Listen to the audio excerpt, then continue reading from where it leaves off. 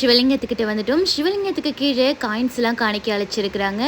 And அந்த சிவலிங்கத்துக்கு பக்கத்தில் ஒரு குட்டி சிவலிங்கம் இருக்குது. அது பார்க்க ரொம்ப அழகாக இருக்குது. காட்டுக்கு நடுவில் இந்த சிவன் அமர்ந்திருக்கிறத பார்க்க ரொம்ப அழகாக இருக்குது. பக்தி பரவசமாக ஆட்டோமேட்டிக்காக உண்டாகுது. ஸோ நான் மனசில் ஒன்று வேண்டிக்கிட்டு விபதியையும் எடுத்து என்னுடைய நெத்தியில் வச்சுட்டேன். அண்ட் நெக்ஸ்ட் நல்ல ஒரு ஏலகிரி ஏற்காடு போன ஒரு ஃபீல் இங்கே உங்களுக்கு கிடைக்குது. பின்னாடி பார்த்தீங்கன்னா ஒரு மிகப்பெரிய ஆறு மாதிரி ஏதோ இருக்குது, ஏரி மாதிரி இருக்குது, லேக் மாதிரி ஏதோ ஒன்று இருக்குது. அண்ட் நிறைய பில்டிங்ஸ் இருக்குது, லாட் ஆஃப் பில்டிங்ஸ். இங்கேருந்து நம்ம விசிட் பண்ணும்போது நமக்கு ஒரு புது எக்ஸ்பீரியன்ஸ். வாவ், குரோம்பேட்டில் இப்படி ஒரு பிளேஸா அப்படிங்கிற மாதிரி இருக்குது. அண்ட் அங்கே பார்த்தீங்கன்னா உங்களுக்கு அந்த லேக் தெரியும். அந்த லேக் பக்கத்துலேயே ஒரு டெம்பிள் இருக்குது.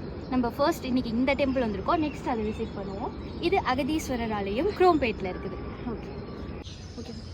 ஸோ கைஸ், நம்ம வந்துட்டு மேலே சுற்றி பார்த்துட்டோம். இப்போ ஆக்சுவலாக பார்த்தீங்கன்னா ஒரு மர்மமான கிணறு இருக்குது.